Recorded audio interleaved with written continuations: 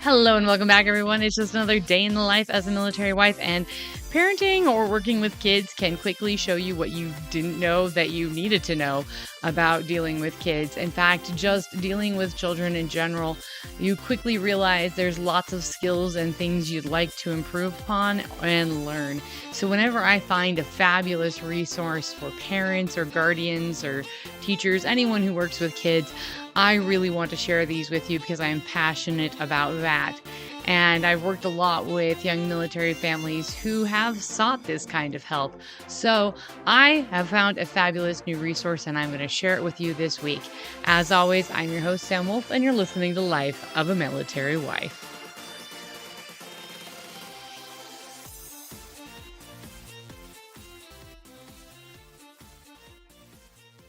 So this is something that I have been passionate about for years. Parenting is just more complicated than I thought it was going to be myself. And I had a degree in family life science, and parenting still took me as a bit of a shock. So, over the years since then, I have helped mentor a lot of young, new military couples as they have transitioned to becoming parents and had their first kid. And so, whenever I find a resource that I feel is really accessible and really great, I just feel like I have to get it out to people. And whether that is Happiest Baby on the Block or Parenting a House United, there are some really fabulous tools out there. And this one is one of them. I don't even know where I saw this originally, but in this house, we will giggle. The title just caught me because I want my home to be a joyful, happy place. But at the same time, I want my kids to learn values and responsibility and productivity. And anyone who has dealt with children before will know that sometimes those feel like they can become in conflict with each other. This book is really great for making an accessible resource that is just easy to use. And let me just start by giving you a explanation of what the book is, and then I'll talk about all the things that I love about the book. So, the whole thing is it carries core themes of basically faith-based and values-based parenting, and it breaks those values up. There's 12 of them by month so that it's easy to do. So each chapter, you're basically covering one chapter a month. And this isn't a very long book, and that makes it really approachable. And okay, so I'm going to list off the 12 values that it covers: joy, love, forgiveness, faith, patience, perseverance, respect, responsibility, service, humility, generosity, and gratefulness. And in it, there's activities, there's scripture verses, there's phrases you can use to help remind and encourage your kids, really great examples, just like scripture verses. I love that. Prayers, questions for all of these topics, just lots of it's a very useful book. It's not a book that you just read. It's a very, very involved, almost handbook style book. And I love that when it comes to parenting. I really think that handbook style books for parenting can be very, very helpful, especially when you're just starting off and as a parent. And so this really does that for me. I really enjoy that. There is, I will admit, the guided prayers are not specifically up my alley. I don't believe in pre written or scripted prayers. I think that prayer should be a communication between yourself and God, and it should be a conversation and natural and not pre scripted. And so I don't know how much I'm going to use those pre-scripted prayers, but I love that they're there. I think they're thought-provoking to read and to think about, and there still might be themes or concepts from those pre-scripted prayers that I could use in my conversations with God. So that is still really useful. I love lists. She's got a list of 60 little activities that she spreads throughout the books on how to encourage giggling. Let me look it up. All right. 60 ways to bring out the giggles. And some of the ideas are really gauged to little children. Some are just good broadly. Some are ones I don't think would work for my kids, and others are ones I know we've done and I love, and some are ones I'd never thought about. So that's sprinkled in through the book. But then she has for each chapter actual applicable things to do, to try. And I love, love that because y'all know how much I love a list. I love a list like no other. And that's just something I've always found helpful is lists. So now that I've given you kind of a non-spoilery view of what this talks about, I want to go into a little bit more depth and share what I love about this book in particular. And one of those things is this. I just did not expect this. It was really great in for February in Love. Love 'em Up challenge. And basically, it's like doing kind things challenge for the month of February. And she has whole lists in case sometimes it can be hard. You want to do something nice for someone and your mind goes blank. So I love that she's got lists and that you could even print these lists out for your kids and have them up there so that if they're struggling to think of kind things they can do for a sibling, that they've got that right there ready to go. And that makes it really easy. And like I said, in the back of each chapter, she's got a memory verse of the definition of that virtue, a reading story about Jesus, questions to discuss, the prayer, and then the activity. And I really do. I love the activities she's got throughout these ones. And then she's got additional optional activities. If you hear me flipping pages, that's because I'm actually reviewing, going back to her book as I'm telling you about this. So for teaching patience, she had some fabulous ideas for teaching patience. Teaching kids patience is paramount because there are so many great later in life outcomes that come from kids who have learned patience, who have learned that self-control. I may have referenced this on here before, but the marshmallow study, if you ever want to look it up, look up the marshmallow study. But in brief, the marshmallow study saw that kids who could wait and not, so they got a bunch of young kids and they put a marshmallow in front of them and they said, you could eat this now, or you can wait like a minute or two and then you can have 2 marshmallows. And they found the kids who had the impulse control and self-control to wait, they checked in with these kids later on in life and they actually had achieved more and better long-term outcomes than the kids who had given in right away to the immediate gratification of eating the marshmallow. So patience is just a fabulous thing. And her activity actually mimics the marshmallow activity experiment in the fact that it's just very similar to that. But in addition, she has other ways to teach activities. She's got, other ways to teach patience in this chapter. She has several really, really wonderful examples. But then she also talks about the importance of working on that yourself. We can teach a lot of these virtues and values by modeling them ourselves. So if we are an impatient person, teaching patience is going to be a challenge. So there's also things we can do to become a more patient person. Another thing that she talks about in the chapter for respect is she has whole lists of what respect is and how to practice respect with your kids. And again, I love ideas. I love reference lists because sometimes the biggest issue I have run into as a parent is you will have a problem and your mind just goes blank and you can't think of ways of addressing that.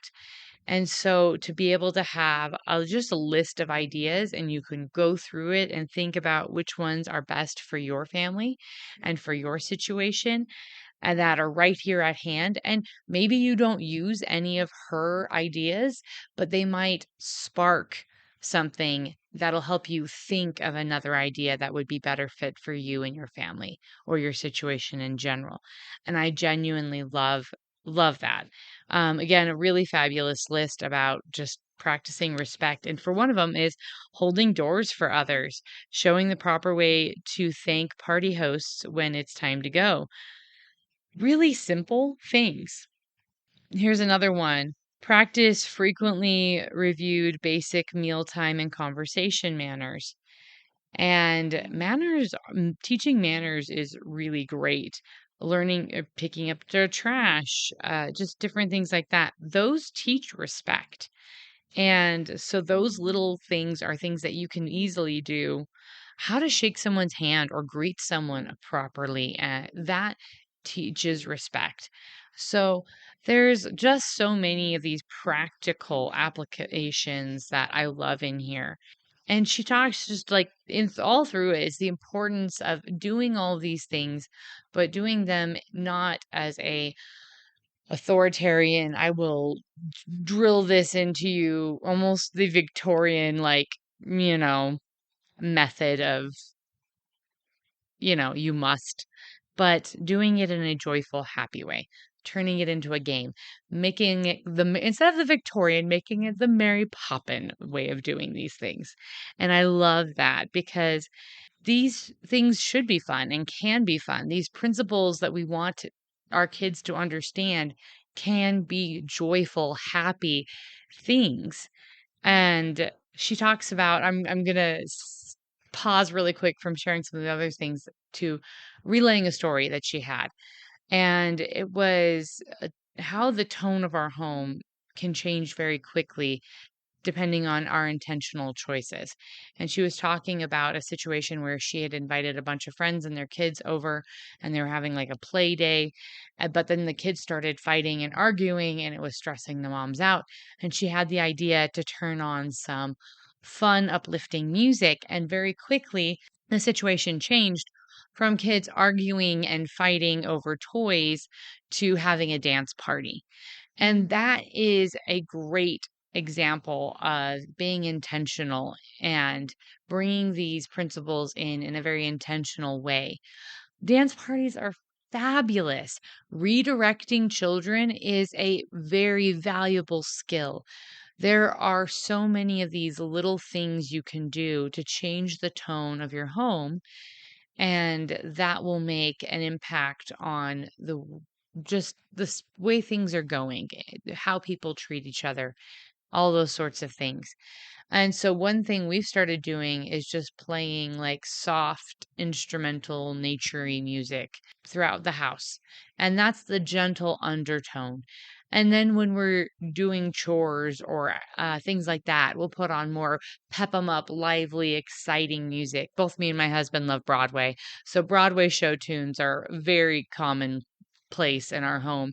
And our kids, it's amazing. Our kids know a lot of Broadway show tunes and they still haven't seen those Broadway shows. So we'll around to taking them to those eventually. We just haven't done it all yet. But anyway, I loved her ideas for teaching respect because I thought they were very straightforward and direct. And then she has the fancy feast activity. And I love the fancy feast activity. It goes back to the teaching manners. We have recently instituted a policy in our home, and I've picked it up from a YouTuber who is an Orthodox Jewish mom who she inspired me. She sets the table and they use these nice dishes and everything for Shabbat. And she preps the food in advance. And I think maybe that's typical with all Orthodox Jews for Shabbat. I don't know. but I know what I've seen from her. And I started thinking about how, as a mom, Sunday would be a lot more relaxing if I wasn't having to do a whole lot of meal prep. And so I've tried to simplify or streamline the meals that we're doing on Sundays or prepare things in advance. And then we have a nice tablecloth that we put on the table for Sunday dinners. And we have nice dishes that we use for Sunday dinners. And we're teaching our kids how to use good table manners and things like that. So that when we practice these things at home, if we end up in situations where we were able to go to a family member's wedding, and at the wedding, they had a sit down catered meal after the ceremony. And that is the first time my kids have ever had a catered meal with like nice food and tablecloths and dishes and stuff. And they did well, but I realized they would have done better had we had been practicing that. And so that YouTuber plus that wedding were what really the catalyst for me to realize, oh, these are skills I need to start helping my kids to learn, because luckily, they behaved rather well at that wedding, and the couple and the family members of ours that were there were very open to having children at the wedding. It was a family-friendly, kid-friendly wedding, so it wasn't an issue. But I could easily see how that might be an issue in other settings, if my kids were not better prepared. So it was a wake-up call that their behavior in those settings shows respect. And I was proud of the way they handled themselves. They did really good. But getting into the other things, she talks about responsibility and chore charts and stuff. And y'all know I've talked tons about chore charts. I have tried lots of different things. And the main thing I've learned with chore charts is be consistent, be clear, and set a routine. The expectations don't change. And so my kids have a basic set of expectations they need to meet every day. And I've talked with you guys about this before, so I'm not going to go into a whole lot of detail now. But having those clear set expectations and keeping them is huge, because then the children know what to expect and they're able to emotionally regulate. They know how to plan, they know to handle the situation. But when we're not consistent in our expectations for children, then it's hard for them to develop responsibility and to understand the importance of responsibility and reliability, because they don't have that framework to work with. So, and expecting things of your kids is good. I think chores are great. They teach kids and prepare them to be a functioning individual later on in their life. So I think that's really great. And I love how she goes into chores there. The other thing is teaching service and the different areas in our life that we can do service. Teaching service in your church is something that I believe in very strongly. We have a service centered church. So I have held lots of different positions in my church, and they're all voluntary, unpaid positions. I've been the leader of our women's organization. I've taught music for I've been the music leader for the kids organization, or I think they call that the worship leader in some churches. I've ran the nursery, which is the little kids area. I currently am now teaching Bible study to high schoolers. I've had lots of different positions, and I love teaching through service. But also, one thing we love to do as a family is volunteer to help go clean our church building as a service. And we do that for free with other families every now and then. And my kids actually really enjoy doing that. So there's just a lot of fabulous stuff in here. I love her ideas and her suggestions. And it's just a really great list and a set of lists and resources. She has it's very approachable, it's very broken down. Like I said, you can do one thing a month and it's not a big deal. Like I said before, she breaks this down in a really approachable way, and so that you're doing a different value every month.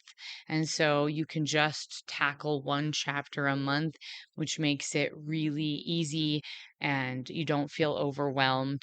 And additionally, with the activities, she even gives you supply lists so you can prepare in advance to do those.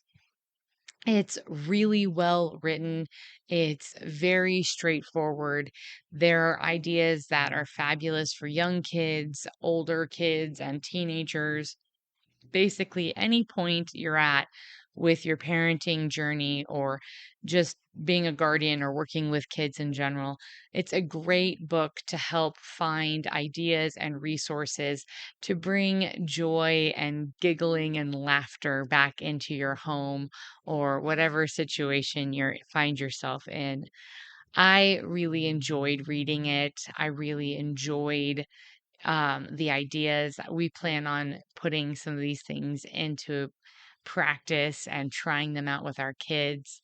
So I wanted to share this with you because I've seen so many young couples, like I said at the beginning, just struggle because they have their first kid and they're in the military and they're away from their family and the support structure that they've grown up with their whole life. And so they don't even know where to start sometimes. And this is just a really great foundational start for anyone who's looking for it.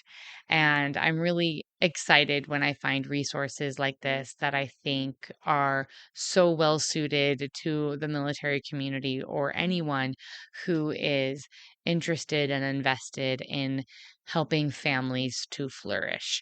And that's exactly what this book does. So I really highly recommend it. Again, it's In This House, We Will Giggle by Courtney DeFeo.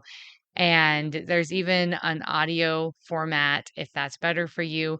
I personally feel like in this case, because it's a very workbook sort of styled book, that having a physical copy is ideal. And so that's what I would personally recommend, but do what's best for you and for your life. Maybe get the audio and then get a physical copy, whatever works. But yeah, I really enjoyed this book and I hope you do too. I have an article that is going with the episode from last week that hopefully will be published in the near future. And like I said, I'll get that to you guys when it started. I am looking actively for anybody in the military community, spouses, veterans, who would like to share what they are doing in the military community with my audience, with everyone else who listens. And so please contact me if you are interested in being on the podcast and sharing your story, whether you're a veteran or a military spouse. I'd love to hear from you. And I hope I can incorporate as many of you as I possibly can. Additionally, we're still going to keep doing the panels, and I've got another panel episode that will be dropping near the end of this month. And I hope to eventually get those so that we're doing them live streams and we can interact in real time with those. Thank you all so much for your support, encouragement. I greatly appreciate it. Please like, share, subscribe, leave a review, and let your friends know about these resources. The more likes and all of those different things help the algorithms so that more people can see this, whether it's on YouTube or Audible or Spotify. It gets recommended more the more interaction there is. And I would love for these resources to go out and bless as many lives as possible. So as always, let's be the good that we want to see in the world. And I'm your host, Sam Wolf, and you've been listening to Life of a Military Wife.